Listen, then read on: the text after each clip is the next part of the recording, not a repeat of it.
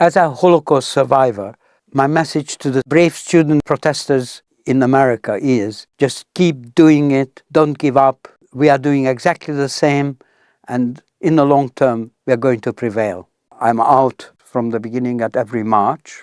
A small group of survivors and descendants of survivors demonstrate disagreement with the use of the Holocaust experience as a cover by the Zionists and the State of Israel. What's happening on America's college campuses is horrific. This is reminiscent of what happened in German universities in the 1930s. The way that the Israeli government is using the memory of the Holocaust in order to justify what they are doing to the Gazans is a complete insult to the memory of the Holocaust. And we stand repeated in the last few demos carrying placards hanging from the neck saying this survivor of the Holocaust is against the genocide in Gaza. And we also demonstrate against the conflating of Jewishness with Zionism, which is what the Israeli state is trying to do, which does nothing else but increases anti-Semitism.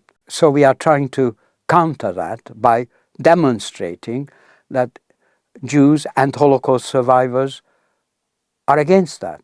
We have tremendously warm reception and appreciation from the typical members of the march. We get handshakes and hugs, and some people stand and some women cry seeing the placards. It's a great and warm experience. When the right-wing section of the present government is trying to press for the banning of these marches on the grounds that they create no-go areas for Jews and they are anti-Semitic, we know that this is complete rubbish. And the very opposite is true.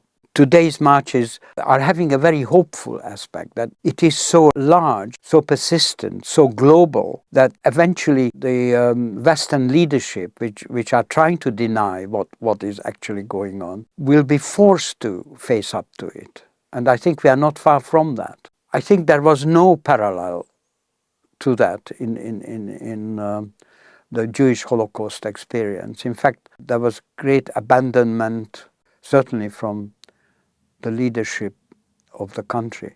There were some, very few, very brave people who risked everything to be on the right side of history and to rescue as much as possible.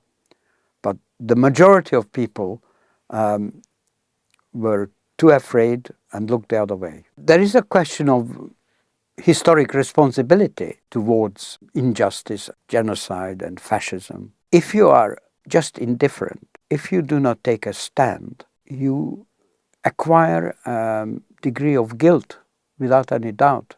And I think it is imperative to assert opposition and even at some degree of disadvantage and risk, if you want to be guilt-free when history judges what's happening.